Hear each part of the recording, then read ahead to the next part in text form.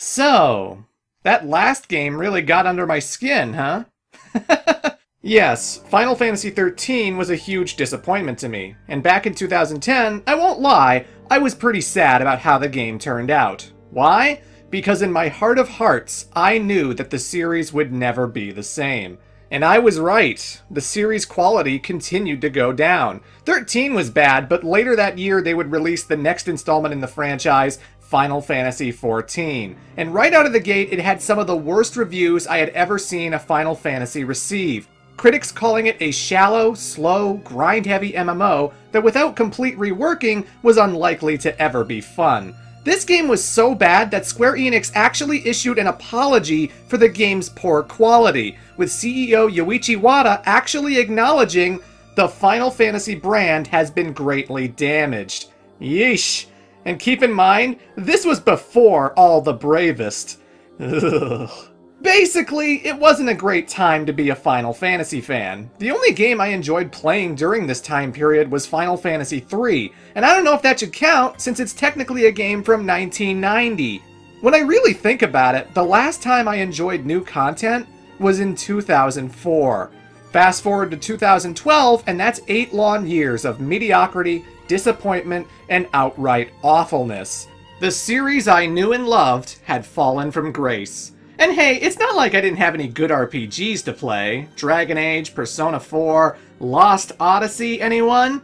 It's just, you know, they weren't Final Fantasy. It sucked seeing another thing that I loved lose its reputation. A series that my friends completely gave up on. And we used to talk about these games all the time together. It was the end of an era. For me, the glory days were over. So in 2010, I became extremely jaded and cynical about the series. My expectations for the future, very low. Which brings us to today's video. Imagine my shock and surprise when in January of 2011, not even a year after the original game dropped, Square Enix announces Final Fantasy XIII-2. And all I could think was, why? This isn't Versus 13? Wait, what is Lightning wearing? Where the hell is she? Why are feathers raining down from the sky? Oh my god.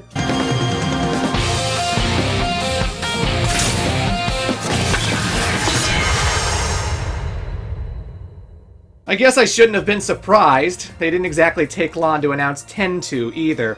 But still, for me, it was like, really? I genuinely didn't know anybody who would want a sequel to this. None of my friends liked 13. The YouTubers I followed couldn't stand it. It felt like even critics couldn't agree on whether it was a good game. Final Fantasy XIII isn't a paradigm shift at all, just a bad game.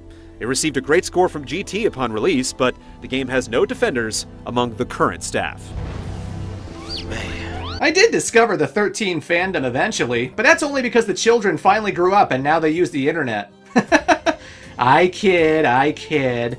Still, a shocking announcement. But you know what? I brought up X-2, and that game completely redid the combat. So maybe XIII-2 will be much better. Maybe it'll have a system that's less automatic and more interesting to— ah, fuck. Never mind. So, I wasn't gonna buy this one. I was more than willing to keep playing Mass Effect and ignore the franchise until it made something worth playing. But obviously, I did end up playing it. So what the hell happened? Well, kids, back in 2012, my town still had a video store that rented out video games, so I could pop into the mall and briefly take home Xbox 360 games that caught my fancy. And God, I miss that. Oh, I miss rental stores so much. But anywho, I rented most everything there, and I was struggling to find something new to play. And then I see it. A copy of Final Fantasy XIII-2. And it's only $5. What the hell? I gotta know. I gotta satisfy my curiosity. So I took it home, and I played it for 3 days straight. And what did I think of it? Well, I liked it. No, really. God help me, I actually liked it. How's that for a plot twist? I went into it expecting a bad game. I went in wanting to hate it. But I gotta admit, there was a genuine effort to redeem themselves here. It's like they listened to all of the criticism the first game received and actually worked towards addressing each and every problem. While it still uses the battle system that I'm not really fond of, it makes a world of difference when it surrounds those battles with much better variety. I actually felt like I was making choices. I actually felt like I was interacting with the world. And it didn't feel like a cheap slap-together budget sequel either. Square was absolutely delivering their A-game, blowing me away with incredible music, fantastic visuals, and quality-of-life improvements that I just couldn't help but feel grateful for. I had fun. Believe me, I was just as shocked as you are. Now that being said, I don't want to blow too much smoke up this game's ass. I think it's a good game, but not a great one. I still had my fair share of issues playing it, and I wouldn't put it in my top 10 Final Fantasies of all time or anything. But even still, I think this game makes for an interesting case study, because XIII-2 feels like a do-over. Oh, it may be a continuation, but it's still absolutely 13. And it's this contrast that shows just how important the philosophy of game design really is. These are two very similar games with two very different outcomes. And since I'm one of the spoony bards who actually played this thing, I might as well make a video about it. As always, there will be full spoilers for both this and the original 13. If you haven't played these games and want to go in blind, you might want to skip this video. But if you're still on board, then join me as I talk about the best entry in the 13 trilogy, Final Fantasy XIII-2. So our story begins, I don't know. Even if you played the first game, this has a very bizarre opening. We start off in another realm with the main character of the last game, Lightning, and she got a change of clothes, specifically Valkyrie armor with a shield and everything. She stands alone inside a holy temple. Valhalla.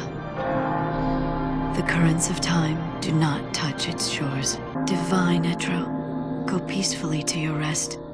I will stand guard over your legacy. So I guess my first question would be, what?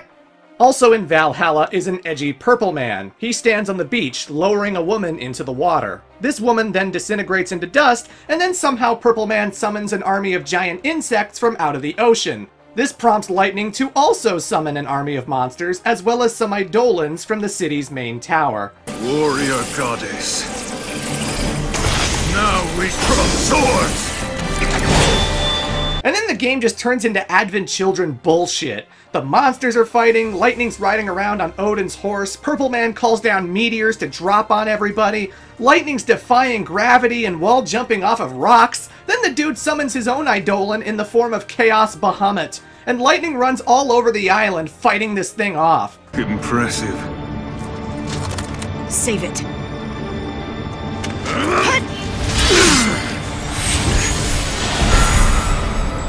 This fight is so self-indulgent. And yeah, there's gameplay in there. In battles, I get to push one button over and over again, and then when the cutscenes start up, oh boy, QuickTime events! Final Fantasy has truly reached modern game design. I mean, yeah, it's an impressive set piece. There's all this elaborate choreography, buildings are falling apart, the action's so intense that the game can barely run it. Say what you will about the original, but it did keep a consistent frame rate. XIII-2, however, not so much. So you want to destroy everything? Oblivion is the fate of all things. Anywho, these two beat the living hell out of each other, and when Lightning gets a moment to rest, a portal opens up and a man falls out of it. He's one of our main protagonists this time around. What in the... I'm here!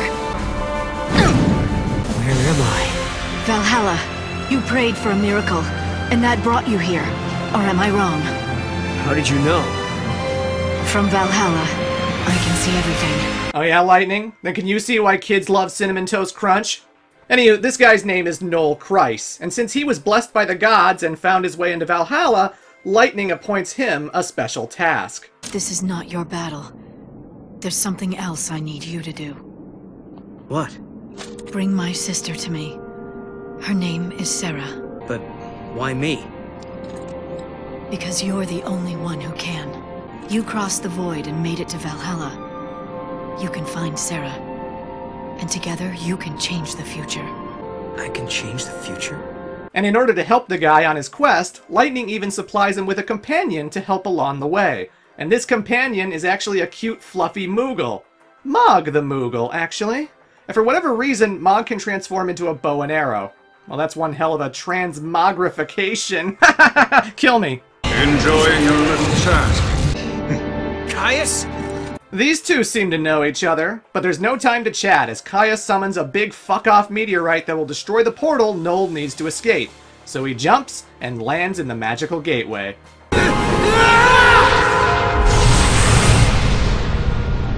My hopes go with you, Noel Kreis. Be there for her, because I no longer can.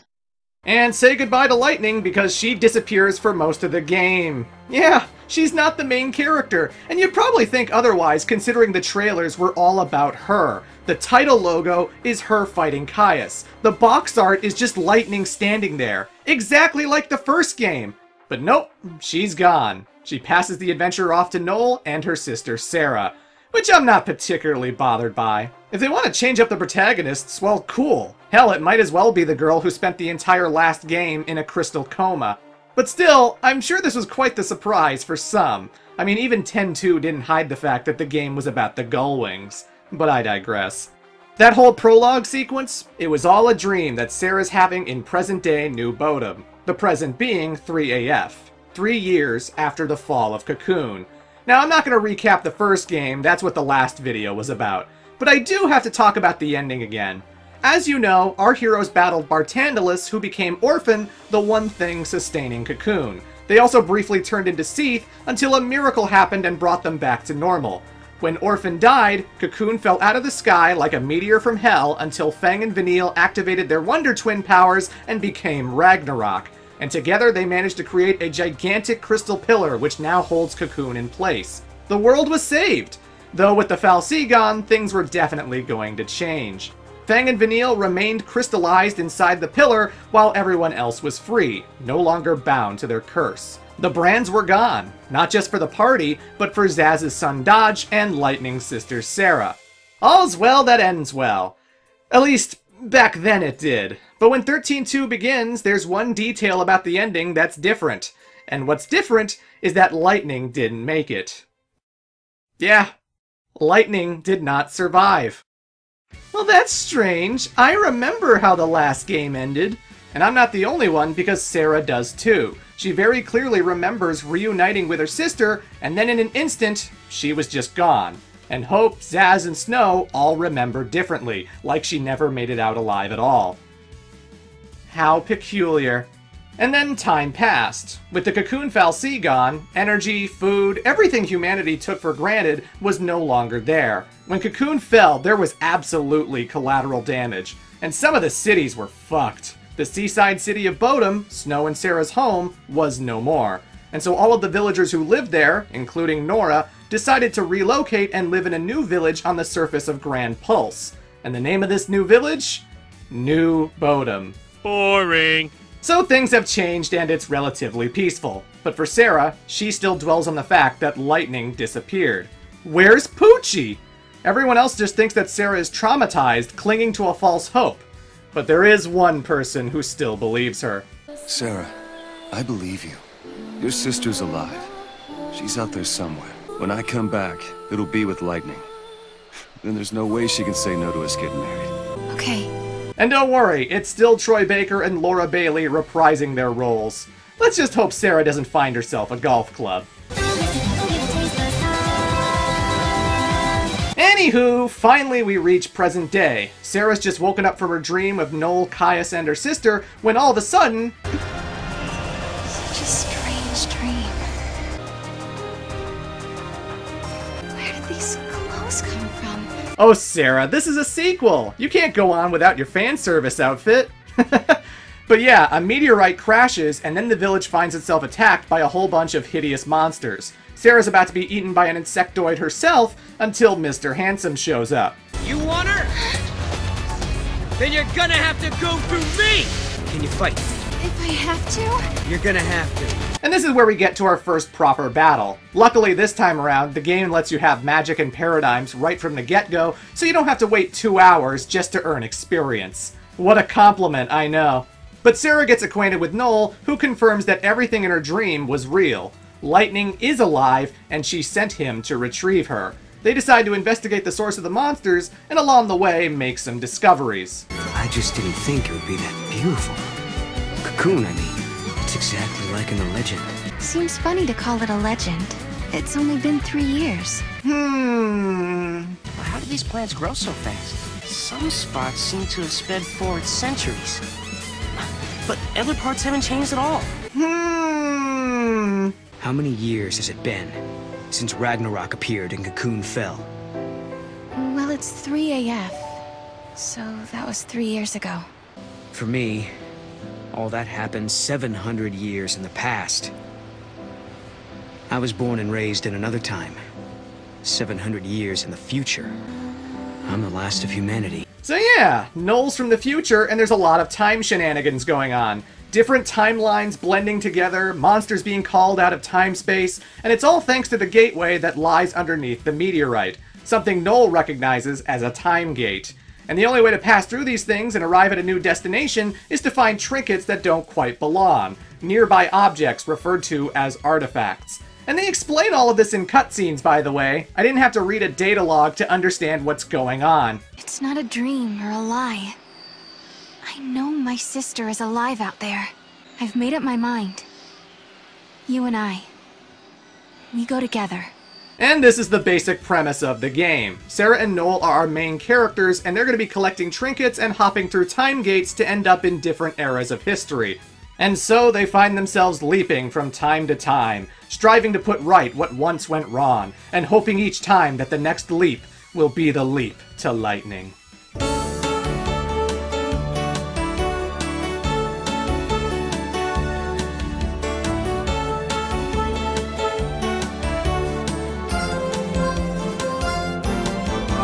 And that's the setup for Final Fantasy XIII-2.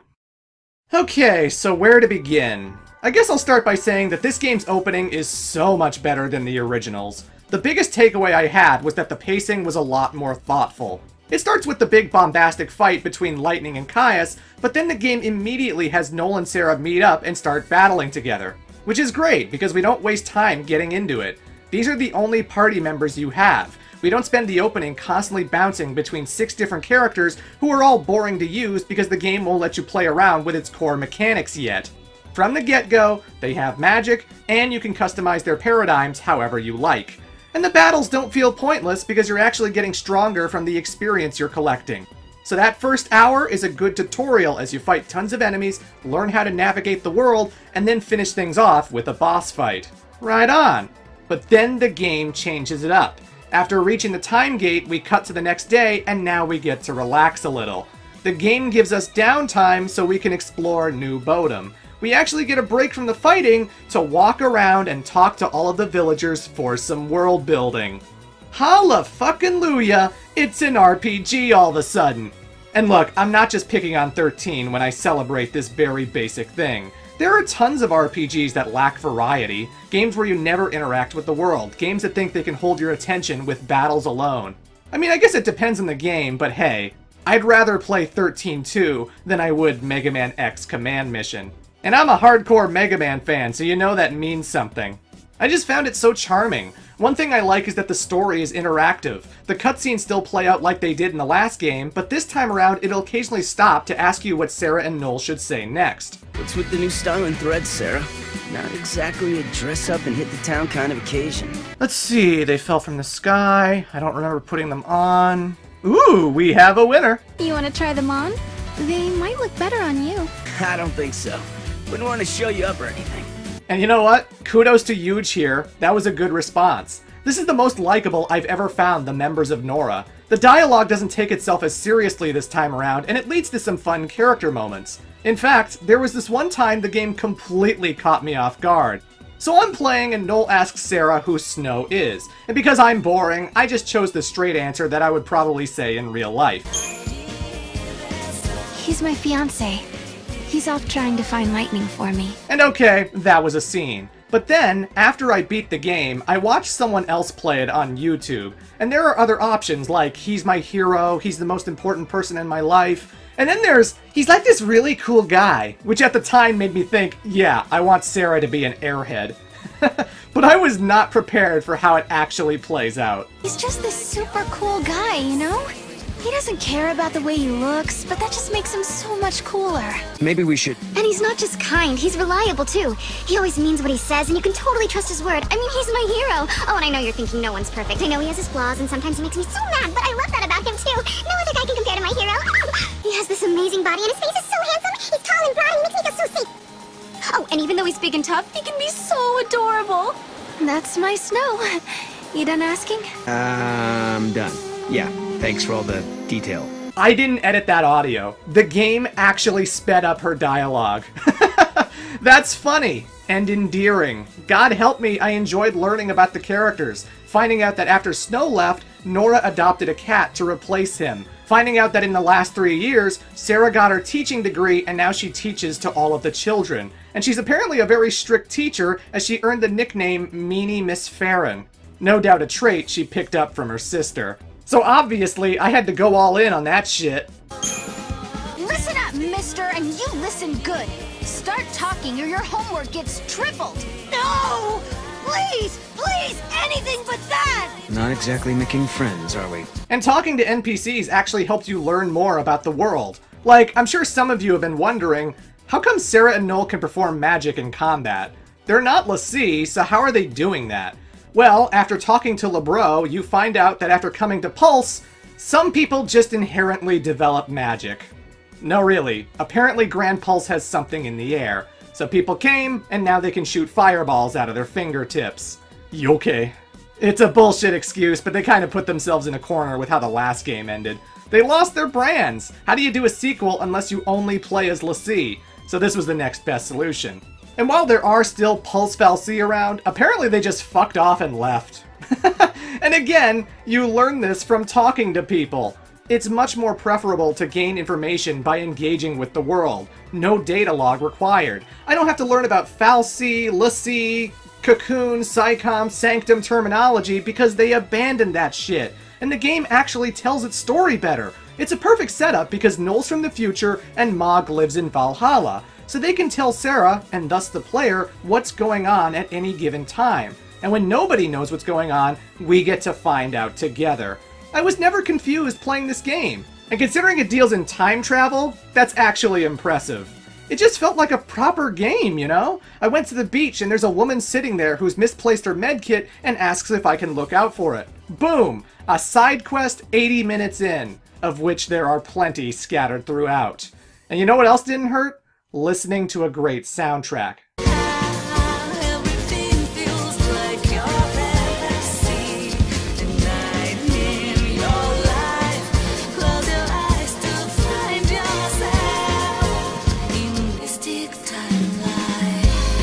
You know, the whole time I was going through New Bodom, I just kept thinking about the original game. Specifically the section where you visit the original Bodom. What a waste that was. Imagine 13 started the way the sequel did, with a fully realized Bodom, where I got to interact with Nora and the 6 party members who were all there for the fireworks show. Imagine Sarah finding the fal'Cie during this, so it goes haywire, causing monsters to pour out of the vestige. There's panic and chaos, and everyone teams up to fight it. And this serves as a tutorial and preview of things to come. Ends with a big boss fight. And then afterwards, it ends in tragedy. Sarah's become a l'Cie. Oh no! Snow's wife is doomed! And there you go. Now you've got a good hook. This could have been such great build-up to the train sequence. But unfortunately, that's not how it happened.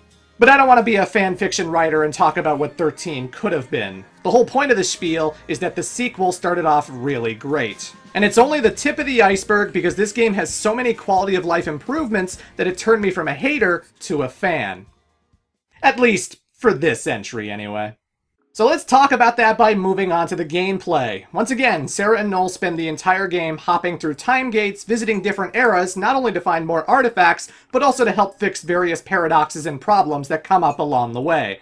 What starts off as a quest to find lightning eventually expands into trying to prevent the apocalypse. After all, Noel is the last remaining human of a dead world. And if they can prevent that from happening, well, isn't that worth trying?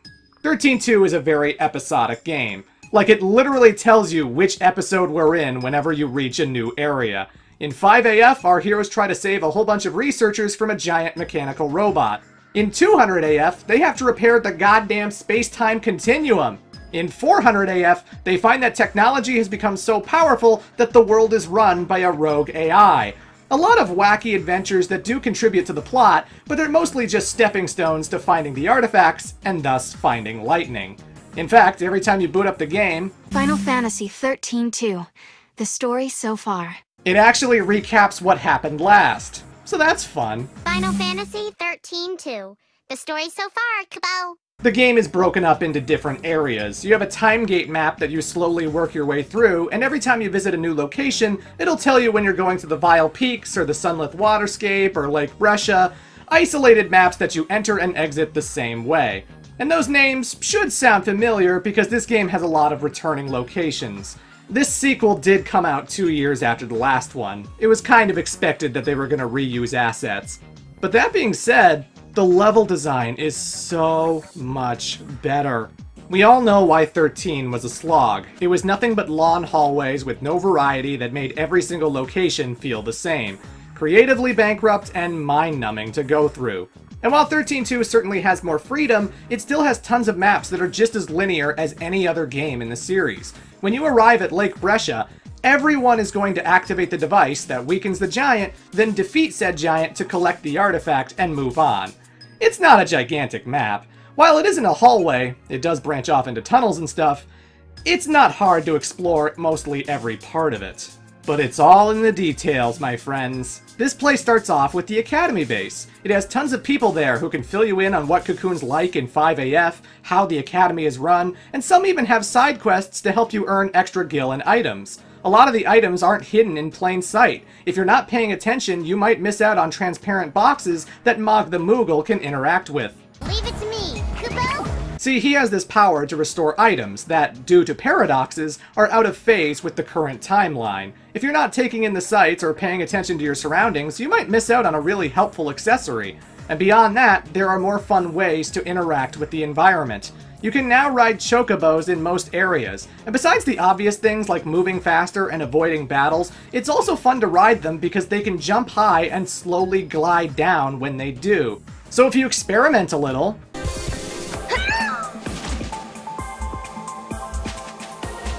Oh, look at that! I managed to hop the wall and actually found an item over there. And there's also like one optional area that you can't initially get to until you find a key, so that's a fun thing you can do as well. But the most important thing about all of this, assuming you skip all the optional dialogue from NPCs, you can get through Lake Brescia in less than an hour. Less than an hour! Just like it used to be in all of the older Final Fantasies. I cannot stress enough what a relief this is. I wasn't kidding when I said that in the original game, the Palamecia lasts for 4 hours. The arc goes on for 3 hours. Palampolum goes on for 4 hours.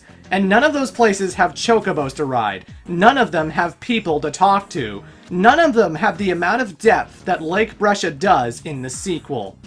All of these things add up. It's a game reusing the same assets, but because it's more thoughtfully done, it's just infinitely more enjoyable to play this time around. And that's only one example. I still gotta cover the minigames, the expansiveness, the monster stuff, and it's like, God, Final Fantasy XIII really sucked. But you know what else was great about Lake Brescia? The soundtrack. Ugh, this is the good stuff. I was pretty harsh on the original game's music. It wasn't bad, but it was just so forgettable. 13-2, however? Oh, they went all in. Masashi Hamauzu does return to do the main themes, but this game is mostly composed by Naoshi Mizuta and Mitsudo Suzuki. This game has some incredible variety. There's multiple battle themes, it can go from bop and techno to bombastic orchestra, then take a detour straight into heavy metal. And there are so many vocal tracks. They aren't just for special occasions either. They come up all the time as regular map themes. This music is really good.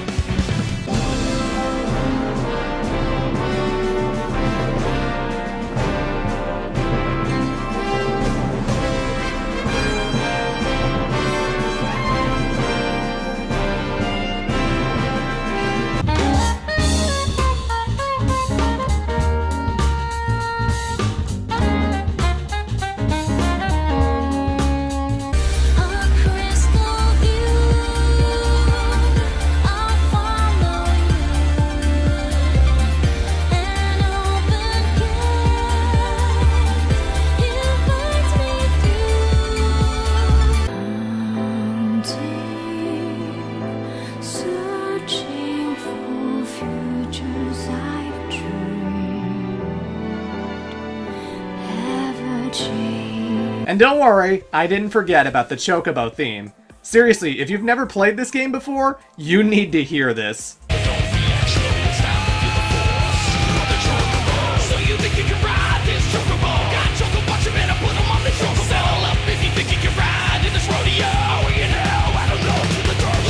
Are you starting to understand why I like this game so much more? Good lord.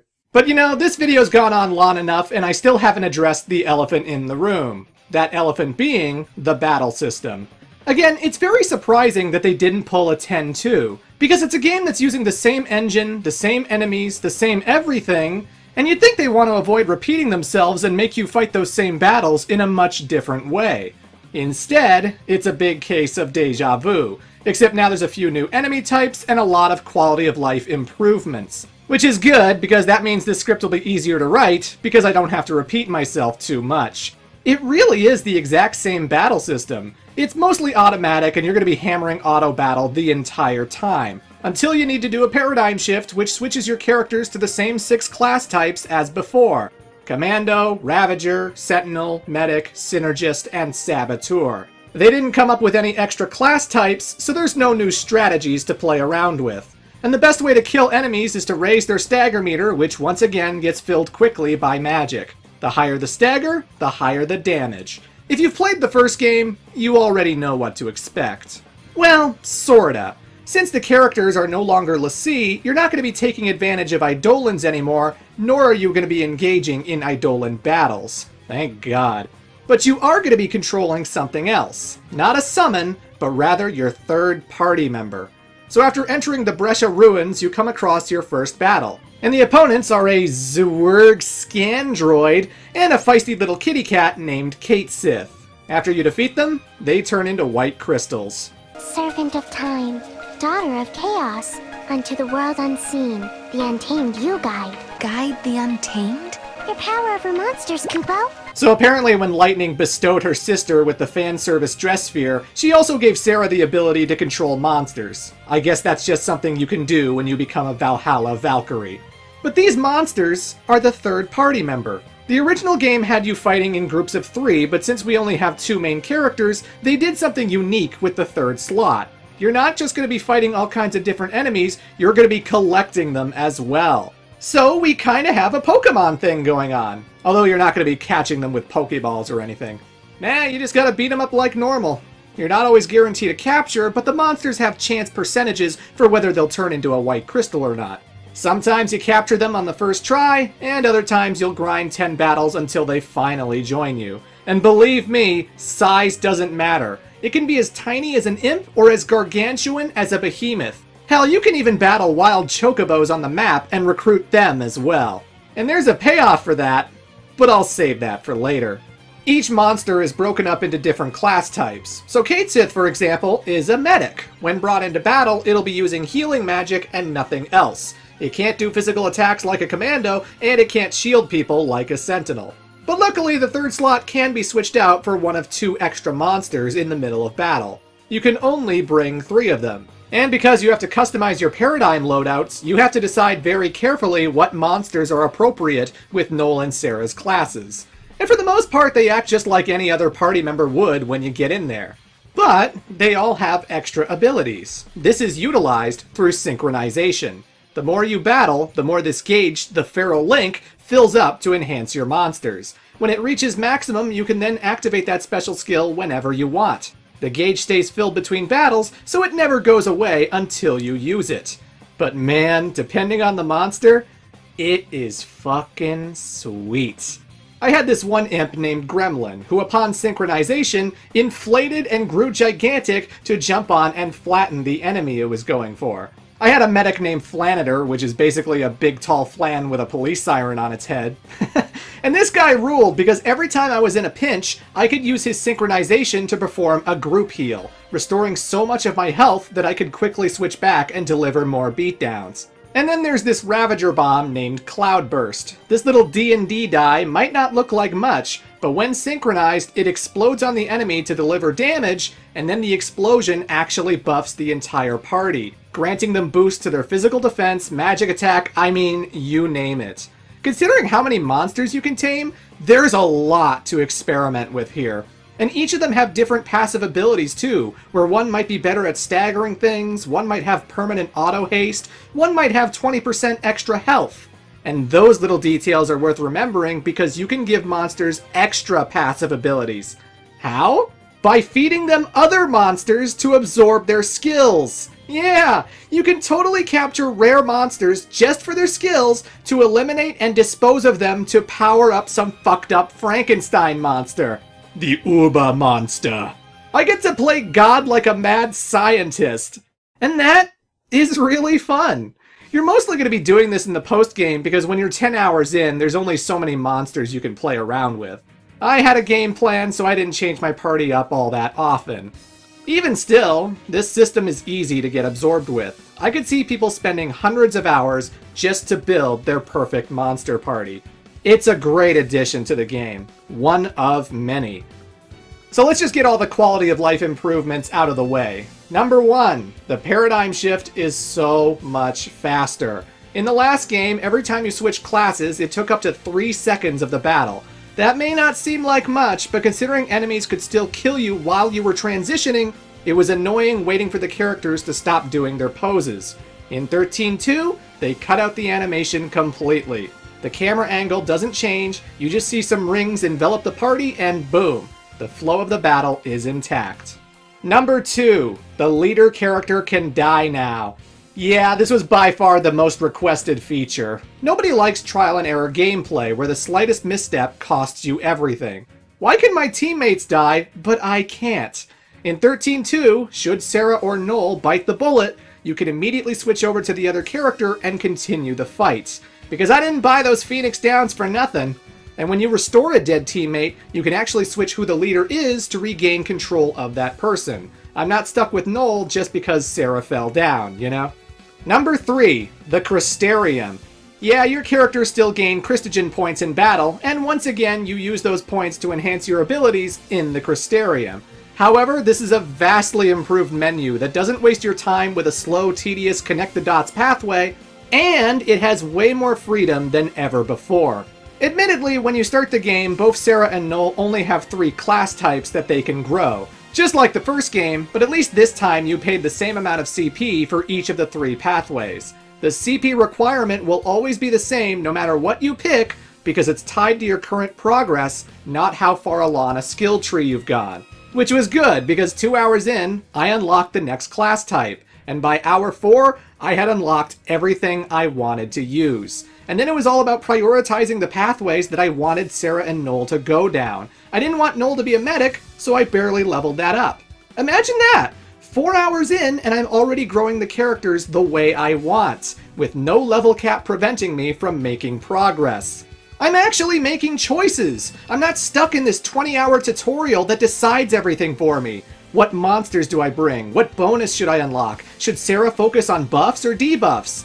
These things matter! Monsters also use the Crystarium, but they don't upgrade their stats with Christogen points. Instead, you use the loot that enemies drop. Which takes us to number 4, weapons and items. There are still item boxes scattered throughout the world, and you can still buy things from a shop. This time around, they've ditched the boring computer monitors for a more lively character. An eccentric woman wearing a chocobo bikini. I don't like seeing materials go to waste like that, but hey, what can I do? I can open up my shop! That's what I can do! Chocobocolina! Chocolina, for whatever reason, is a character who moves through time and space to show up wherever and whenever Sarah and Noel go. She's an odd character who claims not to be human, but whatever. Come on! Lighten up and pull that gill out of your wallet! Anyway, you buy items from Chocolina, and the best thing is, you do not upgrade weapons or accessories. What you buy is what you get. And this is great because I actually have a reason to collect different weapons. No longer am I spending all of my resources building up one single thing. When I open a treasure chest and discover a new bow and arrow for Sarah, I get excited because it might push my strength and magic forward. You know, like a proper RPG! And the loot and resources still have a purpose. Not only do they power up monsters, but they can also be used to craft new weapons. All you need to do is provide some gil with the right 2 components, and you can get yourself something awesome. just like how it used to be in Final Fantasy IX. In terms of gameplay, XIII-2 is superior to the original in every single way. And again, I can't help but be appreciative for all the effort. It's great to see. So, having said all that, I still find the battle system incredibly boring, and I wouldn't want the rest of the series to keep doing this. This can't be. I don't want to repeat too many talking points from the last video, but again, the battle system is the same. Yes, your leader can die, yes, the paradigm shift is faster, yes, collecting monsters is neat, but at the end of the day, I am still beholden to the automation of its limited battle structure. I'm still just hammering the A button over and over again because the AI knows what to do. There's no reason to manually input commands because the enemies never require a complex strategy to defeat. And aside from the monsters, I still don't have any unique specific skills that I want to do. I did the same thing the whole way through. Use buffs and debuffs, pelt him with magic, turtle up and heal if things got tough, raise the stagger meter as high as possible, and then wailed on them until they died. And that always worked. I did the same thing in the sequel, and I was still kicking ass. I got tons of 5-star rankings in this game without even trying to. And I don't mean to brag. I'm not saying this to show off how big my dick is, although my dick is gigantic. It's just, I didn't have to change my strategy for the whole of 2 games, and I was rewarded for it. It shows how little variety there is. Oh, sometimes your enemy is a giant colossus. Sometimes your enemy is the main antagonist. But the fight is always the same. It also doesn't help that you encounter the same bosses multiple times. They were really proud of that Paradox Demon. But that's nothing compared to Caius. There are 8 different fights with this guy. 8! He gets more moves as the fights go on, but like that matters. He's never going to do anything too crazy, like turn you to stone or confuse your party members, because this system can't handle complicated status ailments. It's also worth pointing out that the game's difficulty is a little easier than last time. I played the entire thing on normal mode, and honestly, never mind game overs, my leader characters barely died. I don't know if it's because I had more freedom with the Crystarium, but I just blew through this game. I'm thankful it's not so trial and error as before, but if you liked the first game and was expecting the sequel to have some harder challenges, well, you're not going to get that from the main campaign. Seriously, I didn't even think the super bosses were that bad.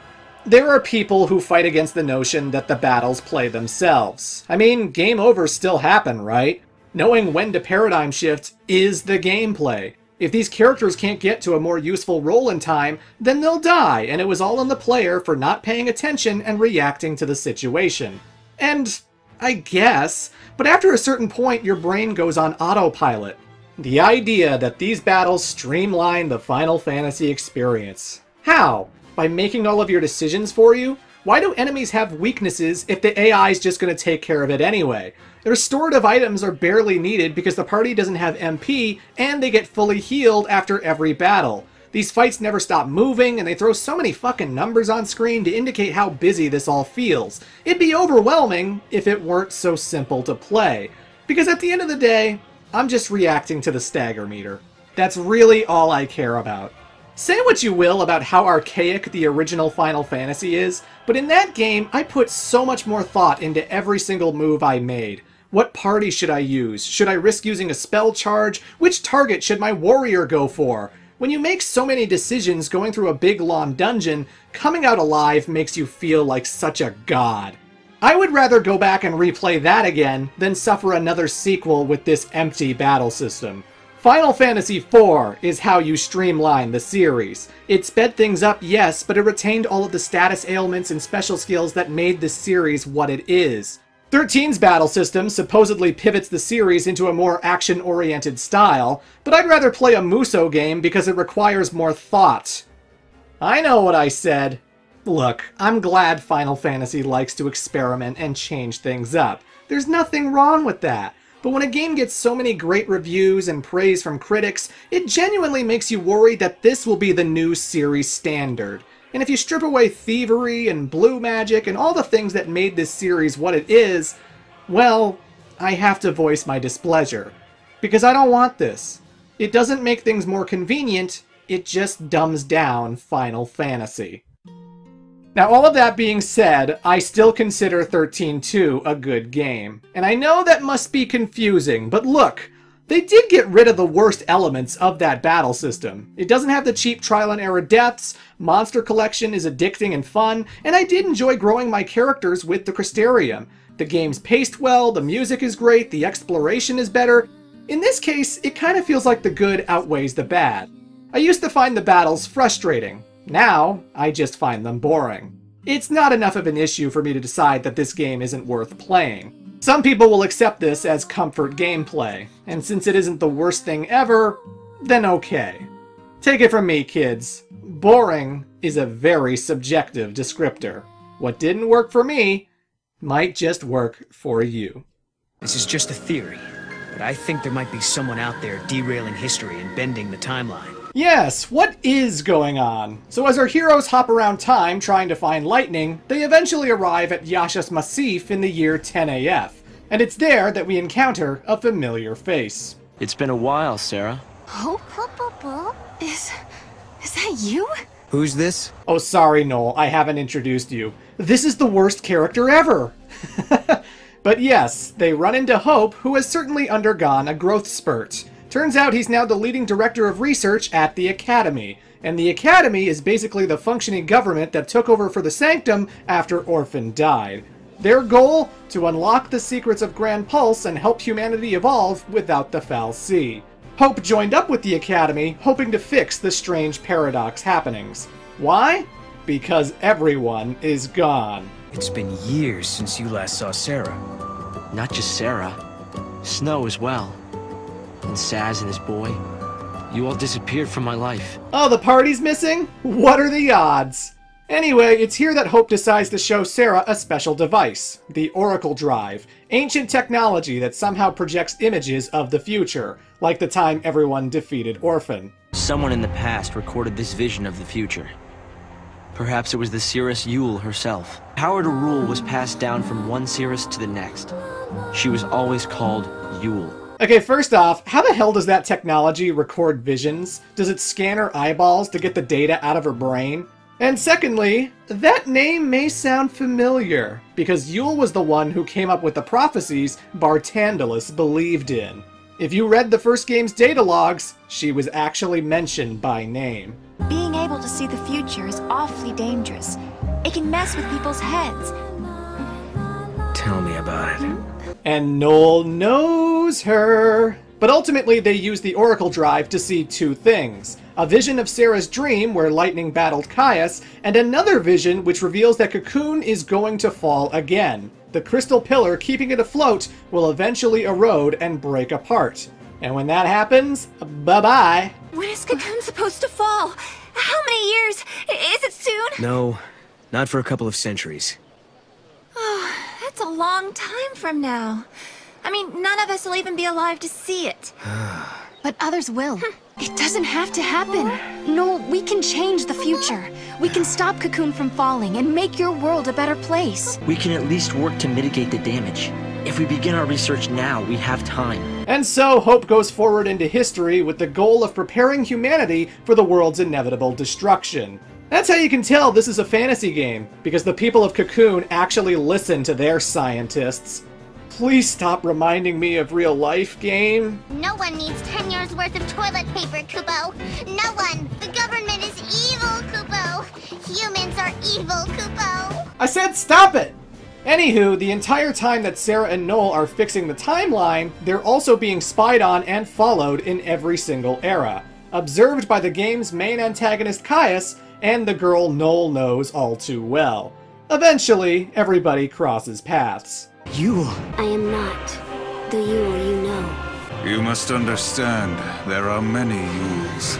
Caius. I must protect the sanctity of the timeline. Caius! And so this is how we keep running into and battling the angry Purple Man. Caius is voiced amazingly by Liam O'Brien, and unfortunately, after 2017, all I can think of now is this. I'm the tallest of mountains, I am the roughest of waves.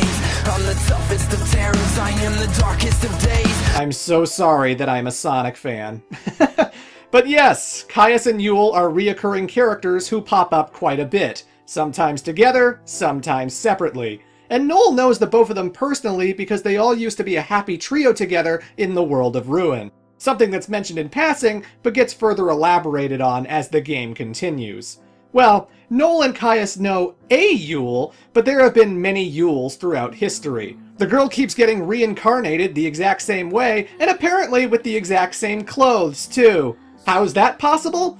Well, being a seeress, she inherited her special power to see the future from a goddess named Etro. And okay, here we go. So Bartandalus was trying to bring back God, right? That suggests the existence of holy beings beyond our mortal coil. They exist in this universe, and one is Etro, the goddess of death. A being who seems to have control over time itself, considering how much of it hinges on her power. Anyway, she gave Yule the Eyes of Etro, which was meant to help her see significant events that might cause the destruction of humanity. Problem is, every time history changes, Yule gets more visions. And the thing about these visions is that they're fatal. Yeah, it kills her. And then eventually she reincarnates so that she can die again. You actually witness her death multiple times throughout the game. How many times must I see this? And that brings us to Caius. He is Yule's guardian, a fate appointed to him by Etro. He is tasked with protecting the Seeress and remembering her visions. Caius. He is beyond death. What? You mean he can't die ever? The goddess has gifted him the curse of eternity. So yeah, he can't die. At least, not of old age. Inside Caius beats the heart of chaos. Not only does this give him the power to control monsters, it also lets him teleport through time as well as summon fucking Bahamut whenever he wants. The dude's known Yule for a really long time. And unfortunately, that means he's seen her die over and over and over again. But why, Caius? Why do you fight us? When time is in flux, the future changes, and Yule is consumed. So I will dam the river of time and tear down the foundations of history. I will slay the goddess and return everything to Valhalla. In a place without time or future, Yule will be free for eternity. This is why Caius is the big bad of the game. And I actually like Caius's character. He's got a fantastic voice, and his character design is dumb and edgy in all the right ways. Not only does he wield fucking soul edge, but he looks like he belongs in a glam 80s rock band.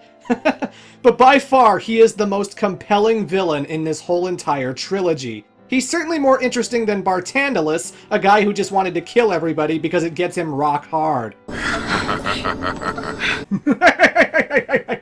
Caius is motivated by his love for Yule. He hates the gods for their bullshit and wants to tear the whole system down.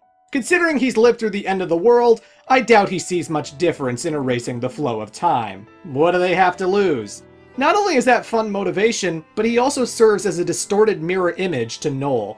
Because the two characters aren't that different. They lived through the same dark future. They both loved Yule. Noel also lost her the same way Caius has. I knew all along this day was coming, but I'm still not ready to say goodbye. I wish we could stay together. And that's fucking sad, man. After she died, he was the last human left, and he had basically given up hope. A man with nothing left, he prayed to the goddess Etro for salvation. And she answered the call. So that's how he found himself dropped onto Lightning's lap in Valhalla. And now that he has the power to travel through time, he's going to use this chance to fix things, to prevent the disaster he knows all too well. If we keep traveling through time and resolving paradoxes and changing history, doesn't that mean the future you come from will change along with everything else? Perhaps it'll become a future where I never existed. But it's okay if it does. There's too much sadness in my world. Your future. It'd be better if it never happened at all.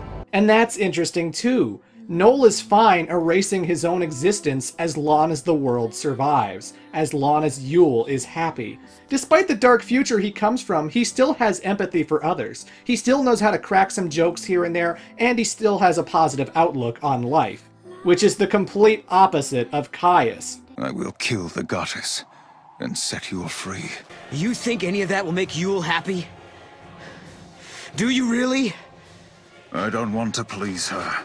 I want to save her. Noel and Caius used to be close friends, but it's ultimately this clash of ideals that split the two apart. It's selflessness versus selfishness. They both want the same thing, but are going in complete opposite directions in order to achieve it. And that is good conflict! I live for that shit! So yeah, I like the new main character Noel, I like Caius, I even like Sarah, honestly. I never really disliked her in the first game. I mean, she was encased in crystal the entire time, but still. I didn't find her annoying, she has a good heart, and there are always these fun little echoes of her sister and fiancé that come out too. I totally get why she and Snow are a couple. Mog! You gotta help us. Search the Fal'Cie for its weak point. Oh, Koopa, Koopa, Koopa! You can do it! Koopa! And that right there is another example of the fun that this game brings to the table. XIII-2 still has the melodrama you expect from this series, but it knows when to lighten up and not take itself so seriously. It's just so much better than the first game. Ugh, it's not even a contest. Now before I wrap this up, I do have to talk about the exploration and side activities a little bit more. I enjoy this game for the most part, but I do still have to acknowledge where it falls short for me. And I guess the big thing is the time travel concept. So there's this really great moment which involves a prototype Fal'Cie. It's an artificial duplicate created by Hope that was made to take care of everybody's lives the way the Cocoon Fal'Cie did. Problem with that is, it becomes sentient and decides to take over the city of Academia, a new location made up for this game. It even straight up orders the mechs to hunt down Hope and fucking kill him. What is this? No. Ha! Get fucked, Hope! Anywho, when the characters enter Academia, it's a nightmare hellscape where everyone gets transformed into Seath, because for some fucking reason, Hope gave it the ability to do that. So you go to kill it, turns out it can just reassemble itself no problem, which leads to a rather creative solution that banks on the Oracle Drive's visions. Sarah screams at Hope, from the future, not to build this AI kill machine because that would be stupid. Then, it just disappears. You then unlock a new time gate to Academia, and it's an alternate future where the rogue AI never existed. And it's a paradise! It's an amazingly detailed city that looks really damn good for a 2012 video game. And there's all these computer monitors there with a whole bunch of special quizzes to play and earn prizes with. What does ATB stand for? Oh, that's easy. A tasty banana. So that's a cool moment. I altered history and changed things. Awesome! Too bad that's the only time that ever happens. There are no cause and effect ripples in this game, and that seems like such a wasted opportunity. Like on the Time Gate map, you're going to unlock multiple versions of the same place. We start off by unlocking 5 AF Brescia ruins, and then later we get access to 300 AF Brescia. 295 years have passed, and the map has barely changed. It's the same layout with a lot of the same NPCs walking around. Only this time, it's snowing. And nothing you do in the past is going to change this area at all. You're not going to plant a seed, which causes a big tree to grow. You're not going to convince the researchers to dig a new tunnel or anything. It's just an excuse to run through the exact same map, but with a few new side quests and trinkets. And when the game does try to incorporate time travel into the side quests, you get really mundane stuff. Like the guy who needs to pick up a flower for his niece. The silver petal only blooms when the weather is cold and snow is falling. Seems I've completely missed the season. I don't suppose you could find it anywhere right now. So of course I go to 300 AF to find the flower, and then I just bring it back. Easy peasy lemon squeezy. But that's pretty boring. I mean, yeah, you do these quests for the experience and items and stuff, but they could at least provide more interesting tasks. There are 4 different time gates for the Yashas Massif location, and with the exception of one, they all look identical to the point that if you took a screenshot and asked me to tell you what time period it's supposed to be, I don't think I could do it. It might take less than an hour to search Yashas Massif, but considering how often I return to the same locations to find completely new things, they really squeeze the blood out of this stone. Hey, it's Urba! Now it's Urba with a dust cloud. Hey, it's the Sunlith Waterscape! And now it's the Sunlith Waterscape at night. Wow! What a difference a century makes! To be fair, some of these areas are optional, and even then, XIII-2 is not a long game at all. When I reached the final area, my time was at 25 hours. And considering that I actually got lost and wandered around for a bit, I probably could have reached the ending of this game in 22 hours. This game did come out 2 years after the original, so I imagine they didn't have enough time to customize all of the locations' different eras. But because the game is so short, and you don't do Brescia's 3 timelines back to back to back, it never feels as repetitive as it probably should. The game has variety, and it just keeps on moving. Like, I haven't even talked about restoring space-time yet. When you reach 200 AF Urba, the place has been torn apart and barely exists. So it's up to our heroes to repair the space-time continuum. How? By solving mini-puzzles, of course! The Final Fantasy universe works in mysterious ways. In some puzzles, you have to create constellations, and this one's really easy. Just pair up the colored crystals and connect the dots. No biggie. In another, you have to collect all the crystals while running across some crumbling platforms. And this one I wish there was more of. Having to plan out my route so I don't lock myself in a dead end, knowing when to move and when not to, that was a ton of fun. But then we come to the absolute worst puzzle. The fucking clocks. Ugh. So you have a whole bunch of numbers that are formed like a clock, and when you select one, it spawns 2 clock hands to move the exact amount of spaces as the number you picked. And the goal is to activate every single number so that you can progress. This is a lot more frustrating than you think it is. Jesus Christ, I hate these fucking puzzles. Maybe I'm just an idiot, but sometimes they make you solve 3 or 4 in a row, and I can't stand how much I have to plan ahead. The first number you pick is really important. If you don't have a space to activate, then you have to reset and start from the beginning. But sometimes there's a time limit. Sometimes the puzzle is random. So you keep screwing up and then you start getting impatient, and God, I just want to move on already! Try something different, Kubo. Shut the fuck up, Moogle! Even when you finally solve the damn thing, sometimes you just proceed to the next puzzle, and God damn it! Some of my recording sessions literally went on for 45 minutes. I'm convinced that if I go to hell, these clocks will be there waiting for me. And it wasn't until after I finished recording everything that I discovered that someone built a clock-solving website. Yeah, just type in clock solver into Google. Then you can manually input the numbers and follow a step-by-step solution to clear it instantly. Well, I wish I knew that earlier. Ugh. But when it comes to other minigames, there is Serendipity, a casino that hangs out in the space between time. Here you can gamble with slot machines, and you can also bet on chocobo races. Races where you have to sign up the chocobos that you catch in the wild in order to earn some special prizes. This was another one of those additions that felt like, hey, this is what I said should have been in the first game. Again, sometimes this feels less like a sequel and more like a do-over. But there is one instance where I feel they addressed one problem but ended up causing another. And that is with the exploration. So just before you finally find Lightning, the game makes you visit Academia 400 AF, where Hope is waiting for you in Academy headquarters. Yes, Hope is there. You see, he put himself into a gravity pod that stunted his growth for centuries so he could wake up in the future and continue saving Cocoon. Since only Sarah and Noel can use the time gates, they had to contrive a reason for him to be there. But whatever. Hope's new plan is to migrate all of the citizens of Cocoon off the tiny planetoid before it falls. And rather than move everyone down to Grand Pulse, where Academia is, he instead decides to construct a completely new home.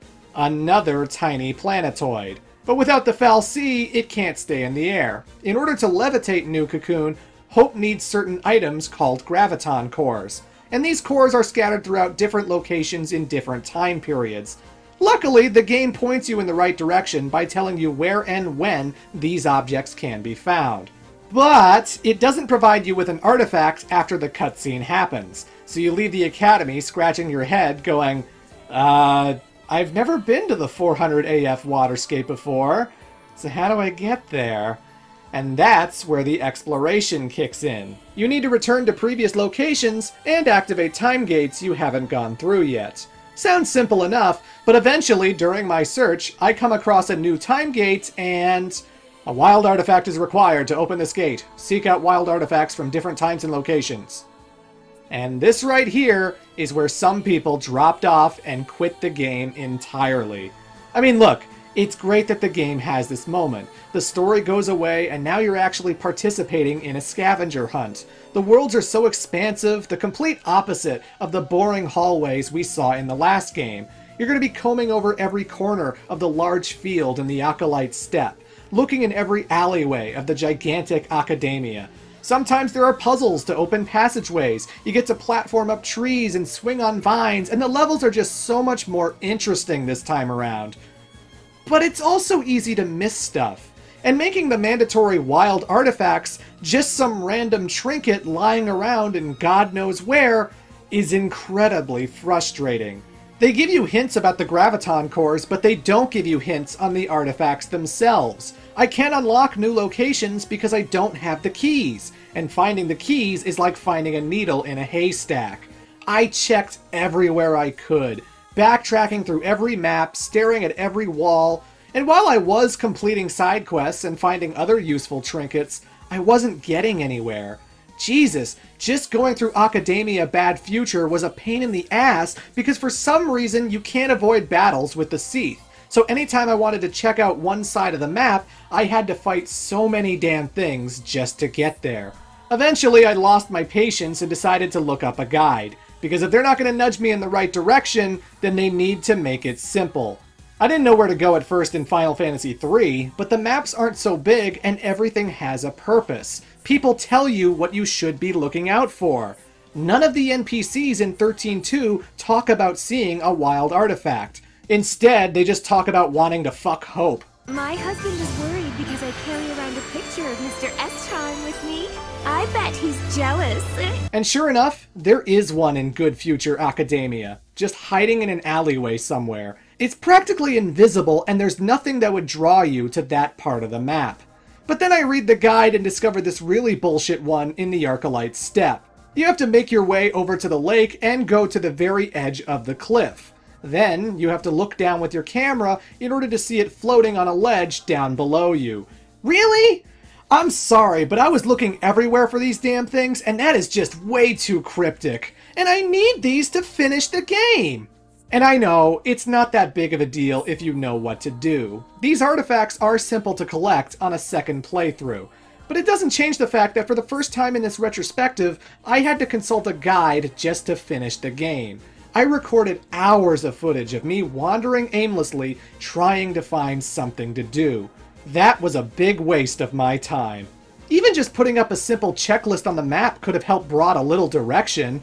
Hey, you have 0 of 1 wild artifacts. Cool! Now I know to search on this map specifically.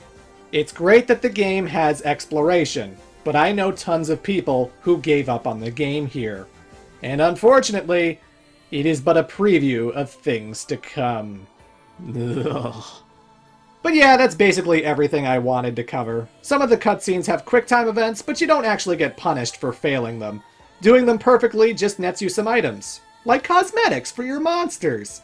Yeah, you can actually dress up your monster party. Put a top hat on them, a bow tie, a flower. It's nothing I really bothered with, but hey, if you want your baby Ochu to wear a Sarah mask, that's something you can do, I guess. But yeah, there is some post-game stuff to talk about, but for now, let's just get to the ending. Before I get to the reunion with Lightning, I do have to mention Sarah's connection with Yule, because eventually our heroes run into her at the Yasha's Massif, and she's got some not-so-pleasant news. I came here to confirm something I already know. You and I are the same. You, too, can show others the way. Somehow, Sarah also has the Eyes of Etro, and she learns this the hard way as visions of the future keep flooding into her head during the adventure. Hell, at one point, she actually sees her fiancé die to a giant flan monster, and oh right! Snow's in this game!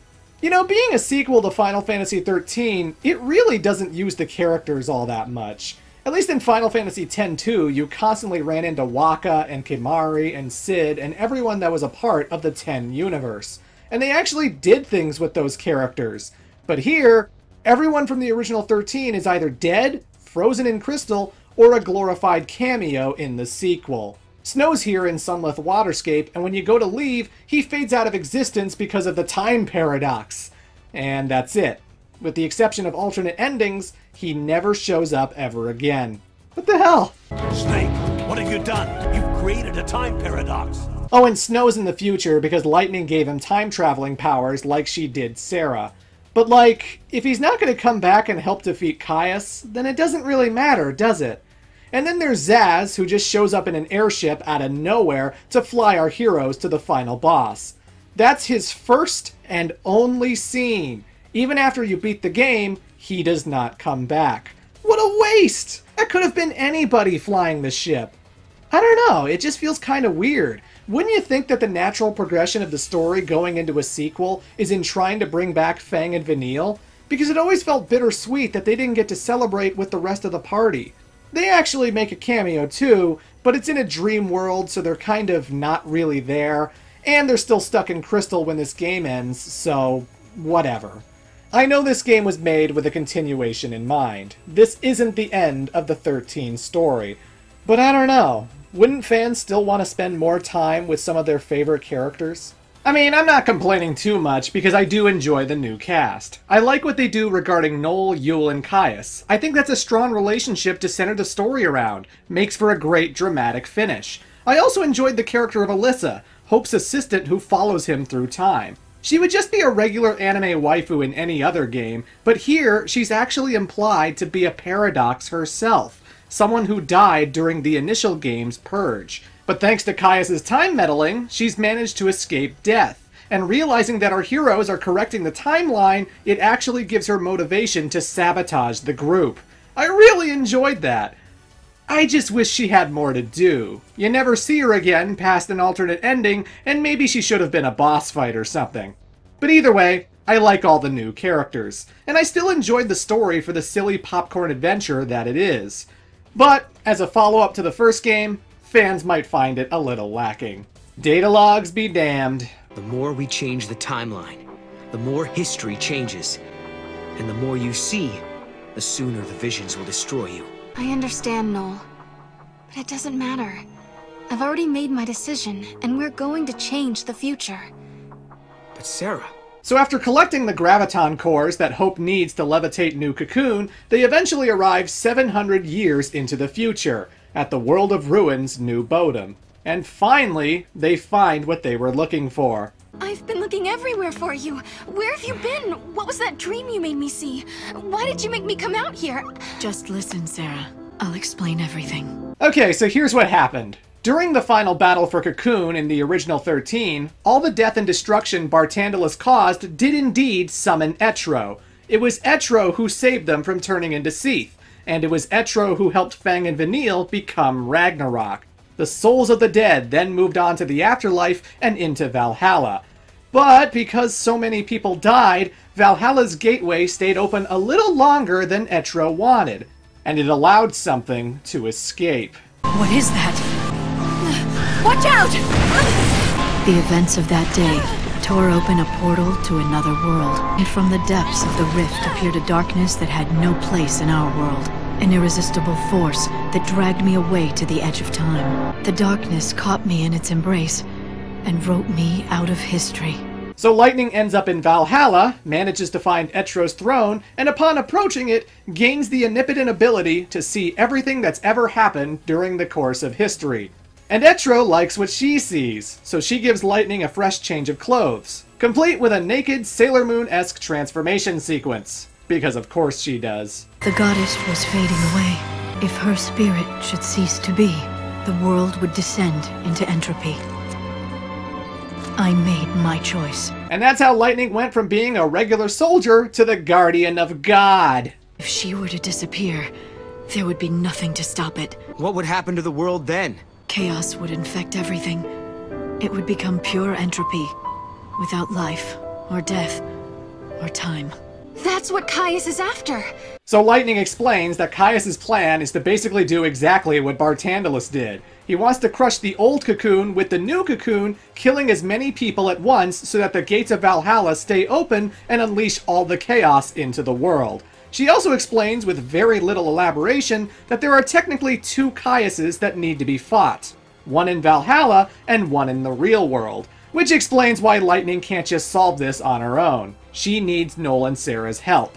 But this is where the game gets a little confusing, because I'm just like, why are there two Caiuses? I'm sure it has something to do with time loops and distractions and shit, but I just can't wrap my head around it. Also, killing the guy seems like a bad idea. There's one thing I glossed over about the Heart of Chaos. The Heart of Chaos beats in my chest. A manifestation of XIII. Should this heart stop beating, the goddess will die once again. When the goddess dies, the chaos of Valhalla is unleashed. Oh, well that's not good. And Lightning should know this, because in the opening cutscene, he actually stops her blade and aims it at his heart. Glow. See, this would imply she recognizes and understands what this means. And yet, she never brings up this really important detail to Noel or Sarah. Really, Light? And no, she doesn't have an ulterior motive for hiding this. What happens at the ending was a shock to her, too. And oh boy, that ending. So Lightning opens up a time gate to 500 AF Academia, where New Cocoon is about to take off. Noel and Sarah show up in the nick of time to encounter bad boy Caius, who transforms into Chaos Bahamut to try and kill everyone. Luckily for them, a special pilot shows up in an airship to give them a lift. Hang on up there, you kids. You're on the Sads Express to the sky. Okay then, don't know why you're here, but whatever. And now that some pesky heroes are interrupting his genocide, he grounds himself to confront them one last time.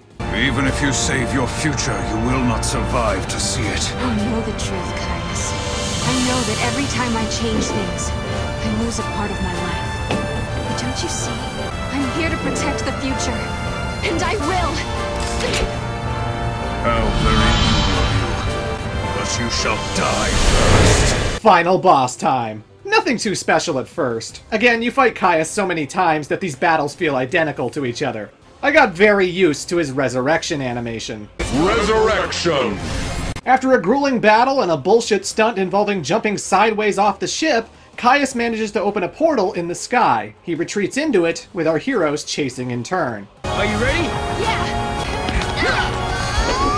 And beyond the portal is Valhalla, the place where this whole thing began. We battle him once again, but in order to spice up this final confrontation, he manages to use his Dark Chaos powers to summon an arena as well as 3 versions of Bahamut to battle us. It's not a bad final fight. You have to kill the purple Jet Bahamut, but unfortunately, it's protected by Amber and Garnet Bahamuts. You can't target the purple guy until the other 2 are down, and if you take too long killing Mr. Purple, the other ones will resurrect and drag the fight out even longer. Ugh. But hey, at least the game ended with giant god monsters. Because of course it did. Afterwards, Caius returns to normal. Kill me. You're the only one that can end this eternal torment. Even if it were for Yule's sake, I wouldn't want to kill you. You will kill me, Noel. And at the very end, we get one more QuickTime event. This time giving us a choice. Do we kill Caius or spare him? Well, I know what happens if we don't, so...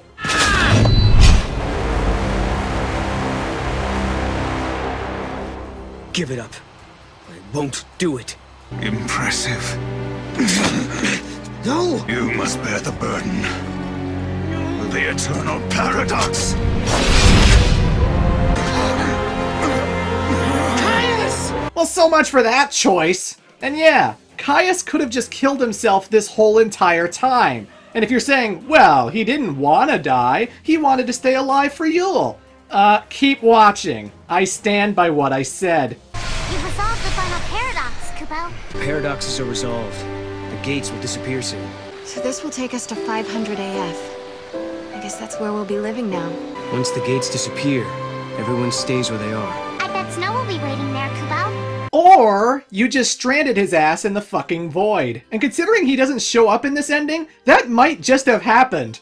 Anyway, they do indeed go to 500 AF, where the old cocoon is crumbling to bits and the new cocoon has achieved liftoff. Hope decides to call this new home Bunavelza, and that's where humanity is going to live from now on. I don't really understand why they need to live on a tiny planetoid. You built Academia and it's lasted for centuries. What's wrong with Grand Pulse? But I digress. All's well that ends well. Right? Thank you. Sarah. No, not now, please. Sarah, snap out of it. No! And Sarah dies. Now for real, this isn't a fake out either. She is legit dead at the end of this adventure. And then Noel remembers, oh yeah, the Heart of Chaos was basically Etro. Oops! I killed the goddess? And now, everything is absolutely screwed. The universe is plunged into anarchy as the mysterious Chaos Force warps the world and eliminates the concept of time.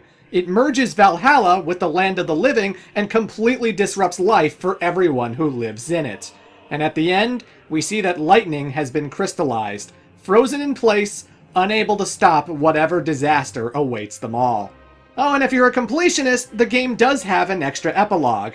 And in this epilogue, it reveals that Caius is still alive and that everything went exactly as he planned.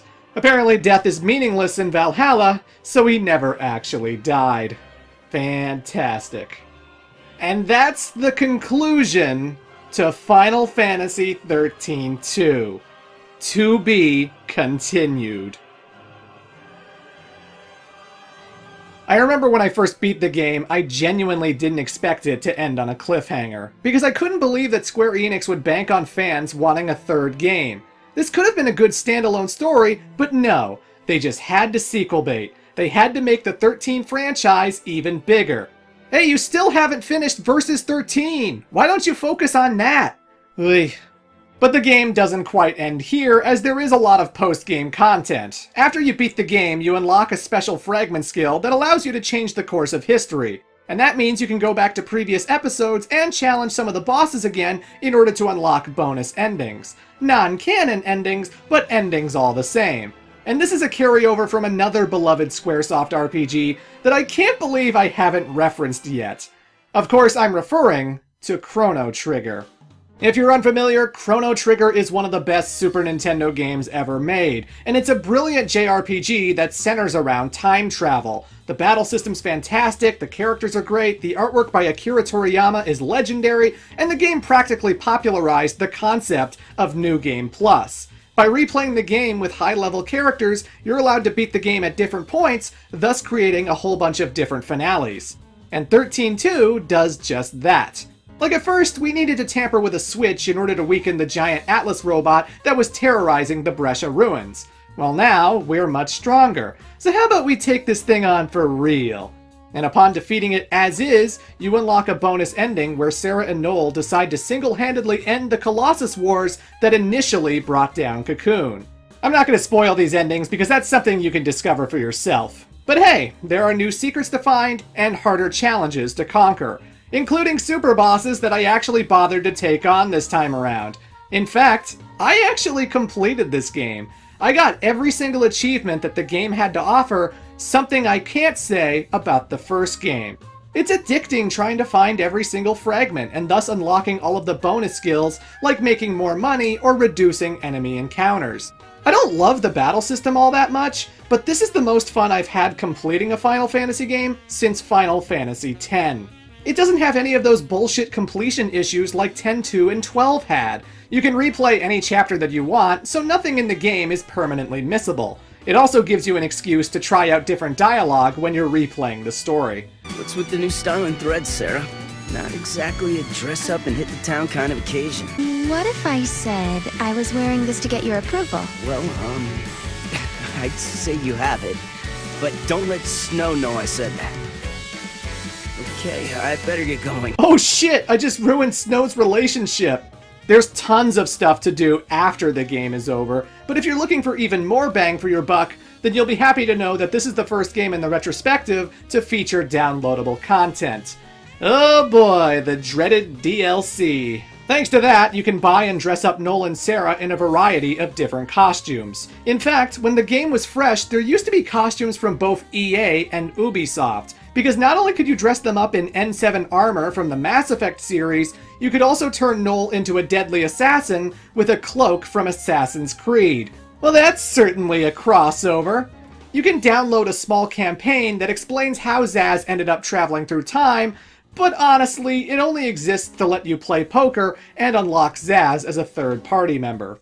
Oh, and it also gives us the biggest fucking plot twist of all time! Alright, I did what you asked. Now, will you please tell me who you are? You really don't know? Huh? Wait. I couldn't do anything as a tiny little chocobo. The goddess gave me this body that allows me to exist everywhere. Wait, what? The shopkeeper Chocolina has actually been Zaz's pet chocobo chick this entire time? Why, Square Enix? What kind of... Why would you... What, I don't... Your afro's a tight squeeze for me. Another DLC add-on is the Colosseum, and I always thought its inclusion was a little skeevy, because you actually visit this place during the main campaign, and it's such a tease. Oh, you want to see what kind of warriors are gonna battle in this place? Well, just pay us some money, and then you'll find out. Goddamn capitalism. But that being said, it is a great feature. Not only will you find the toughest battles this trilogy has to offer, but they come in a variety of fun cameos. Yeah, it's great fighting lightning and snow, but hold the phone? Ultros? What a pretty little girl! But look at this boy! He's even prettier! What? Back off! Ultros sounds exactly like what I pictured in my head. He even gets accompanied by Typhon, just like in Final Fantasy VI. That's frickin' awesome. I was starting to worry that you'd never download this part of the game, and I'd be stuck in digital limbo. Fucking Gilgamesh. I love that during this fight he starts off using guns that he found in the interdimensional rift, but then he realizes that guns are for weaklings, so he goes back to his trusty swords. Not only are these fights super hard, but there is an incentive to conquering them, because you can unlock the opponents as extra party members. I can go through the game with the giant super boss Omega as my goddamn partner. I mean, if I've conquered the super bosses, I don't really need them, but hey, that's still kind of amazing. And the final piece of DLC is basically a prologue to the upcoming game. You battle Caius as Lightning, and when she discovers that her sister has died, she self-crystallizes. For some reason. I'm sure it gets explained in the next game, but every single thing Lightning says here is such gobbledygook metaphorical nonsense that I just don't even know what to make of it. Was this battle a dream? Or was it reality? It is a constant turmoil of light and darkness, strength and frailty. For now, I sleep. My dreams, everlasting. It is here that I await the end of eternity. Talk like a normal person! Either way, ladies and gentlemen, that was Final Fantasy XIII-2. What a surprise this game turned out to be. I went into this game jaded and cynical, and it completely won me over. And sure, I still don't love the battle system. The story could use more fleshing out. It's far from being a legendary game that everyone should play. But even so, this is the most fun I've had with a Final Fantasy since X-2. And it really exposes just how much wasted potential the first game had. All I could think about the entire time was that I wish the first game had these expansive worlds. I wish the first game had this fun sense of humor, these likable characters, the amazing soundtrack, the much better pacing, the variety, the freedom. XIII-2 is everything that the original game should have been.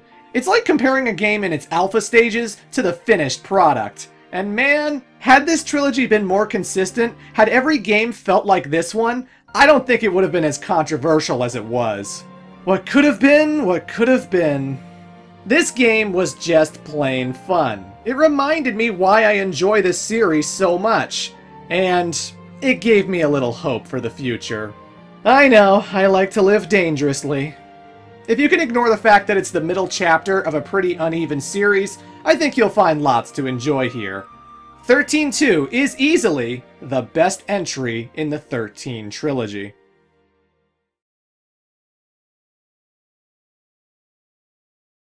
Okay, 2 down, 1 more to go. The plan is to finish the 13 trilogy by the end of 2020, so I'm already jumping right into the next entry. And this is a game that I've never finished. I gave up on it back in 2014, and now I'm back to finish the job. Come back next time when Lightning returns. We did it!